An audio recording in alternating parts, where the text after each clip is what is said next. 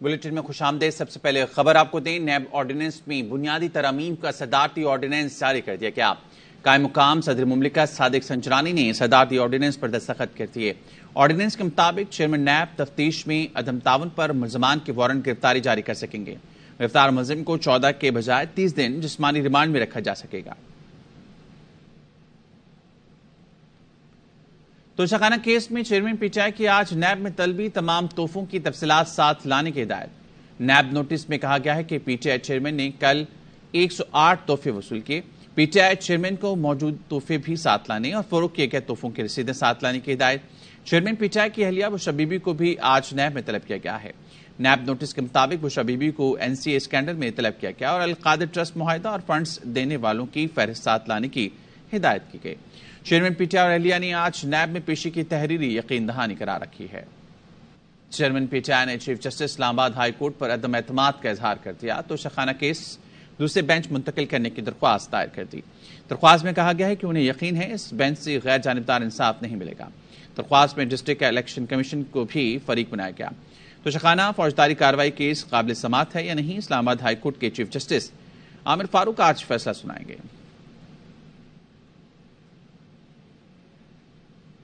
سعودی عرب اور متحدہ عرب امارات سے امداد لانے میں آرمی چیف نے کلیدی کردار ادا کیا۔ وزیر خارجہ بلاول بھٹو نے سفارتی سطح پر بھرپور کاوشیں کی جس کا میں خود گواہ ہوں۔ وزیر اعظم شہباز شریف کا کابینہ سے خطاب، کہا آئی ایم ایف ڈیل منطقی انجام کو پہنچی، پاکستان کو 9 ماہ میں 3 ارب ملیں گے، 1 ارب سے زیادہ کی پہلی قسط اسی ماہ مل جائے گی۔ آئی ایم ایف معاہدے سے پہلے چین مدد نہ کرتا تو معاملہ کچھ اور ہوتا۔ پاکستان نے معاہدے کے لیے آئی ایم ایف کو 9 بڑی یقین دہانیاں کرائیں، تمام شرطوں پر مکمل عمل درآمد کے لیے آمادگی کا خط بھی لکھ دیا۔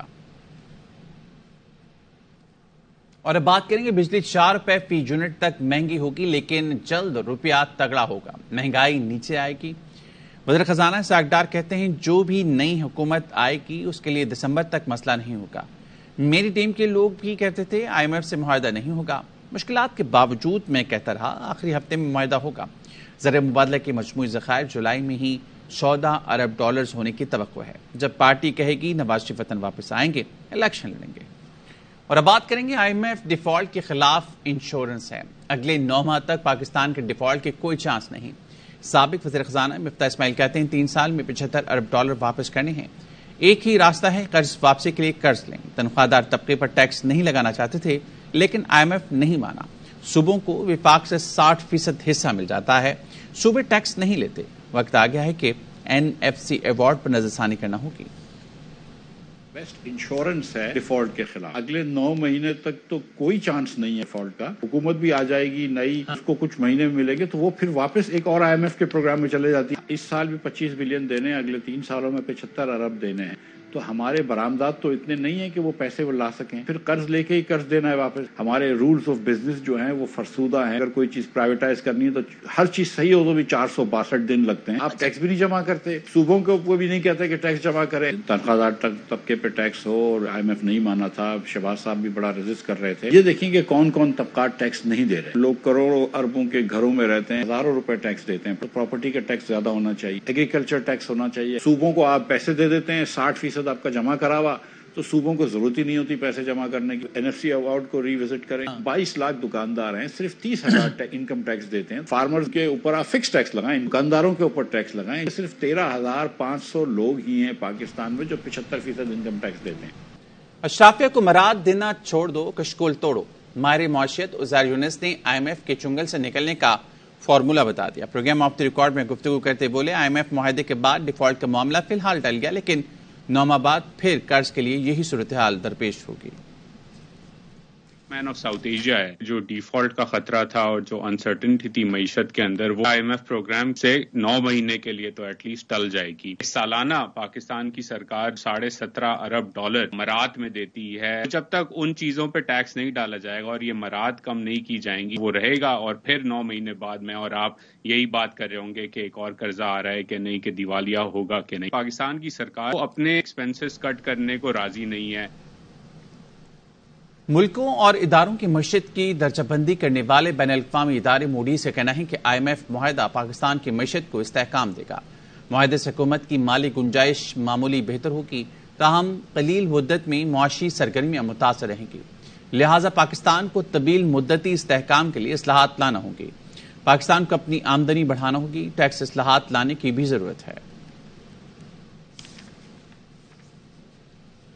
گزشتہ ہفتے کے دوران زر مبادلہ ذخائر میں 53 کروڑ 30 لاکھ ڈالر کا اضافہ ہوا۔ زر مبادلہ کے ملکی ذخائر 9 ارب 34 کروڑ ڈالر ہو گئے۔ اسٹیٹ بینک آف پاکستان کے مطابق ذخائر میں اضافہ 30 کروڑ ڈالر کے حکومتی کمرشل قرضوں کی وصولی سے ہوا۔ 23 جون کو زر مبادلہ ذخائر کی مجموعی مالیت 4 ارب 7 کروڑ ڈالر ریکارڈ کی گئی۔ کمرشل بینکوں کے پاس 5 ارب 27 کروڑ ڈالر کے ذخائر موجود ہیں۔ زر مبادلہ کے مجموعی ملکی ذخائر میں 47.70 کروڑ ڈالر کا اضافہ ہوا۔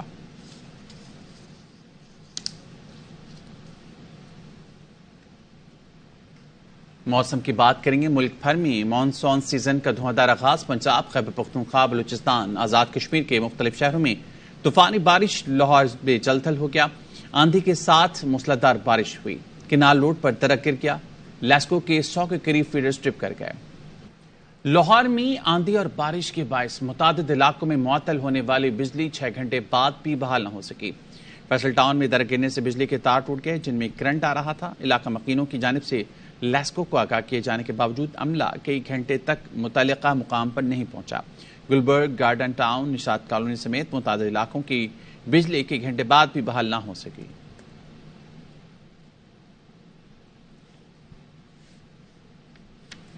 IMF سے معاہدہ تو ہو گیا لیکن مہنگائی کا جن بوتل میں بند نہیں ہوا۔ کراچی میں دودھ اور مرغی کی قیمتوں کو پر لگ گئے۔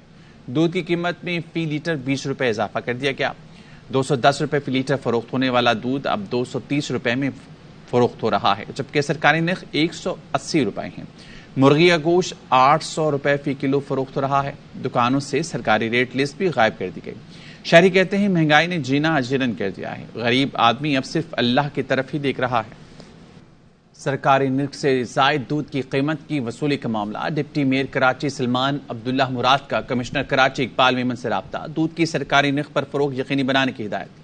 ڈپٹی میئر نے ڈپٹی کمشنرز کو ہدایت دی ہے کہ اپنی نگرانی میں دودھ 180 روپے فی لیٹر فروخت کرائیں۔ شہر بھر میں دودھ کی قیمتیں چیک کریں، زائد وصولی پر کارروائی کریں، کسی کو حکومتی ریٹ چیلنج کرنے نہیں دیں گے۔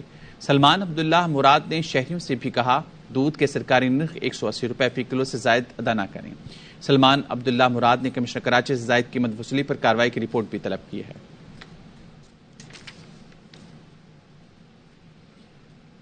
Karachi water and sewerage corporation bill governor Sindh کے پاس پہنچ گیا۔ گورنر کی منظوری سے واٹر اینڈ سیوریج بورڈ کو کارپوریشن کا درجہ مل جائے گا۔ Karachi water and sewerage board corporation کا چیئرمین میئر کراچی ہوگا۔ بل گورنر کی منظوری کے بعد نافذ العمل ہوگا، جس سے میئر کے اختیارات میں اضافہ ہو جائے گا۔ وزیر اعلی سندھ، چیف سیکرٹری، مشیر قانون اور سندھ اسمبلی نے بل کی منظوری دے دی ہے۔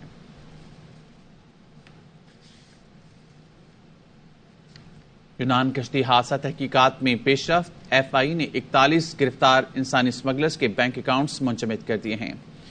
FI نے ملزمان کے خلاف منی لانڈرنگ ایکٹ کے تحت کارروائی کا فیصلہ کر لیا۔ انسانی اسمگلرز کے شناختی کارڈ اور پاسپورٹ منسوخ کرنے کا بھی فیصلہ کیا گیا۔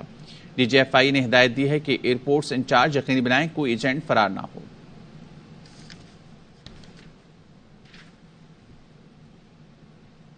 کراچی میں رات کے 3 مبینہ پولیس مقابلوں کے بعد 4 ملزمان کو حراست میں لے لیا گیا۔ ایک ملزم فرار ہو گیا۔ گلشن معمار کریم شاہ مزار کے قریب فائرنگ کے تبادلے میں عبد القدیر نامی ملزم کو زخمی حالت میں گرفتار کیا گیا۔ منگو پیر میں مبینہ مقابلے میں ایک ملزم زخمی حالت میں پکڑا گیا، تاہم اس کا ساتھی فرار۔ ملزم سے ایک پستول اور مسروقہ موٹر سائیکل برآمد۔ ملیر بابا ولایت شاہ مزار کے قریب مبینہ مقابلے کے بعد ملزمان زخمی حالت میں گرفتار۔ ریسکیو ذرائع کے مطابق زخمی ملزمان کو طبی امداد کے لیے اسپتال منتقل کر دیا گیا۔ کراچی کے تھانہ سولجر بازار کی حدود سے پیر کے روز لاپتہ ہونے والی 3 کم عمر لڑکیوں کو گلشن اقبال سے بازیاب کرا لیا گیا۔ پولیس نے لڑکیوں کو موبائل فون کی لوکیشن ٹریس کر کے بازیاب کرایا تھا۔ تھانہ سولجر بازار میں درج کرائے گئے مقدمے کے مطابق تینوں لڑکیوں کو ورغلا کر اغوا کیا گیا تھا۔ بچیاں آدم اسکوائر سولجر بازار نمبر 2 کے قریب سے اغوا کی گئیں۔ بازیاب کرائے گئے بچوں میں 12 سالہ نور، 14 سالہ عائشہ، 13 سالہ ماہین شامل ہیں۔ بچیاں بظاہر خود گھر سے گئی تھیں۔ کراچی میں DSP بن قاسم پر تاجر کی شارٹ ٹرم اغوا کا الزام۔ گلشن حدید کے بزنس مین مرزا احتشام کا ویڈیو بیان سامنے آ گیا۔ سمار گوٹ میں کوئلے کا کاروبار کرنے والے مرزا احتشام کہتے ہیں ڈی ایس پی کی ٹیم نے انہیں اسٹیل ٹاؤن کے پرائیویٹ ٹارچر سیل میں لے جا کر بند کر دیا، 3 گھنٹے تک حسب جا میں رکھا، دھمکیاں دی، 50 لاکھ روپے تاوان مانگا، 5 لاکھ ادا کیے اور 45 لاکھ کا وعدہ کیا۔ تاجر نے رہا ہوتے ہی پٹیشن دائر کر دی۔ آئی جی سندھ اور دیگر حکام سے درخواست کی ہے کہ دھمکیاں دینے والے سے تحفظ فراہم کیا جائے۔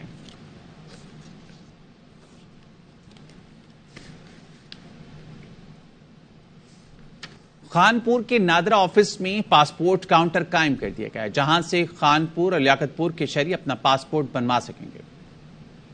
نادرا آفس خانپور میں پاسپورٹ کاؤنٹر قائم کر دیا گیا۔ معاون خصوصی وزیر اعظم پاکستان، ممبر قومی اسمبلی شیخ فیاض الدین اور سابق ایم پی اے حاجی محمد ارشد جاوید نے ربن کاٹ کر کاؤنٹر کا افتتاح کیا۔ اس موقع پر عمائدین علاقہ اور شہریوں کی کثیر تعداد نے خانپور میں پاسپورٹ کاؤنٹر کے قیام پر معاون خصوصی شیخ فیاض الدین کا شکریہ ادا کیا۔ میں دل کی گہرائیوں سے اہل خانپور کو مبارکباد دیتا ہوں کہ میں نے جو ان سے وعدہ کیا تھا کہ خانپور میں پاسپورٹ آفس کا افتتاح کیا جائے گا، آج وہ وعدہ پورا کر رہا ہوں۔ پاسپورٹ کاؤنٹر کے قیام سے خانپور، لیاقت پور اور گرد و نواح کے لاکھوں شہری مستفید ہوں گے اور انہیں رحیم یار خان کا دور دراز کا سفر نہیں کرنا پڑے گا۔ کیمرہ مین شاہد سیال کے ساتھ فیاض بلوچ، ARY نیوز خانپور۔